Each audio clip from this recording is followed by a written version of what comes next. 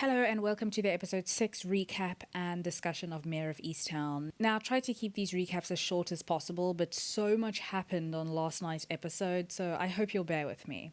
So to tie up this thread of the storyline, Deacon Mark finally tells his story to the chief, and Erin's bike is fished out of the river. I mean, this guy, if it weren't for the allegations from his old church, he'd be such a sympathetic character that you'd root for. Anyway, he's placed under arrest. Mare, who is discharged from the hospital with what looks like a broken arm, gets reinstated by the chief, and she pretty much hits the ground running trying to solve Erin's case. Mare does go over to Colin's mother's house to say sorry, and his mother isn't having it. She slaps Mare, blaming her for Colin's death, and tells Mare never to go back there again. Her grief and her reaction are valid, but Colin made his own decisions, and it's sadly an occupational hazard in their line of work as detectives, but I really felt for Colin's mother. So someone in the comments last week was asking where Guy Pearce was, which kind of made me laugh, and he made an appearance this week. Richard came to visit Mare, bringing her a giant care package, and Mare's adorable mother was so giddy about this, which was really sweet. I guess we also owe Richard an apology as well. I mean, he's sweet, he's supportive, he's rather charismatic, and they do make a good match, but Mare does break up with him, telling him that she's not ready, and I was a bit relieved because she does have a lot going on. Thankfully, though, she is still going to therapy, and it's voluntary on her part. It's no longer mandated by the police department. She opens up about the day that Kevin took his life, and I won't say anything other than it was Siobhan who actually found him. So yes, Mare seems to be taking the therapist's advice to try to process some of her grief. This all comes to a head when Siobhan, who is making a movie about Kevin, also has a moment where her grief takes over and she breaks down and lashes out at Mare for not being the one to find Kevin, which is devastating, but it's also a really cathartic moment for both of them. Quick side note, I'm not sure I'm really about this relationship between Siobhan and this lady. I mean, Siobhan still wears a school uniform, and this lady is friends with faculty staff at universities, and she drives a big BMW SUV. I think if she was a man, it would have just been more obvious, but yeah, this is potentially problematic. I think it is problematic, period. So next we have Brianna, who confesses that Dylan wasn't actually home all night the night of Erin's murder. She says that she's coming forward for Erin and the baby, which kind of made me laugh because it's so obviously just revenge, but sure, at least she came forward, which leads them to questioning Dylan again. So they bring Dylan in for questioning, and after they basically tell him that Brianna is no longer his alibi, he says that he actually went out for a drive to smoke some weed that night. And when Mare asks about Erin's diaries, Dylan basically shuts down and says that he wants a lawyer. Later we see Dylan pull up next to Jess, and he's kind of threatening towards her. Him and this other guy in the car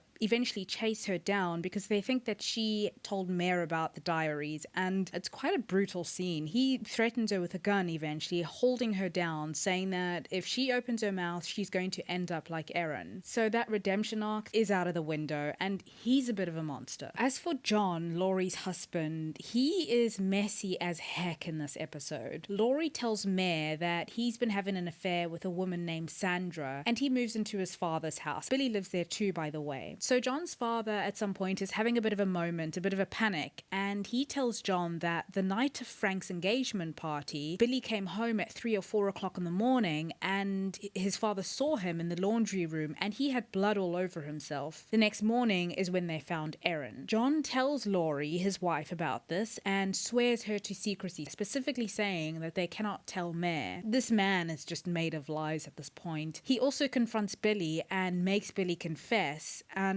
I don't want to give Billy any credit. Obviously, he's a predator, but Billy's ready to confess. He's been jittery for a very long time anyway. But John instead tells him that they should go fishing, and back to that in a minute. So remember a couple of episodes ago, there was the seemingly random storyline where Freddie tried to trick Dawn into giving him ransom by lying about knowing Katie's whereabouts? That's kind of a mouthful. Well, Freddie's sister Beth is really worried because she hasn't been able to get into his house for 3 days, and Mare goes in, and sadly, not only has Freddie OD'd, but there's a bag of clothing next to him, and she sees a sports jersey with the name McMenamin on it, and another jersey that says Ross Family Reunion, 29th of May 2017, the exact same date that's on Erin's pendant. Mare and the chief, his name is Chief Carter by the way, go to see Kenny in jail, and Kenny tells them that Freddie Freddie came to him at one point saying that he didn't have a birthday present for his daughter, and Kenny said that he could have the clothes. Does anybody know why Freddie would be going to visit Kenny anyway? I mean, the last time he was apprehended by Mare, he was sent to the homeless shelter, I believe, and he got away after the whole Dawn debacle. But I suppose he is an addict, so maybe he had some business at the prison, or him and Kenny just had some kind of friendship that we didn't know about anyway. So Laurie says that the reunion was a few months after Erin's mother's death, and John had rented out some cabins on the lake because they wanted to do something nice for Erin. Mare sees a photo of the vacation, and there's one where Erin is in the foreground and we see Billy is in the background looking kind of stalkery. She also goes to the local jewelry shop and she finds out that someone with the surname Ross bought the pendants. It's assumed that it's Billy. I think everybody knows at this point that Mare is going to find an answer and there's no point in lying or hiding. And to her credit, after some withholding, Laurie eventually does come clean and she tells Mare that Billy and Erin had a relationship.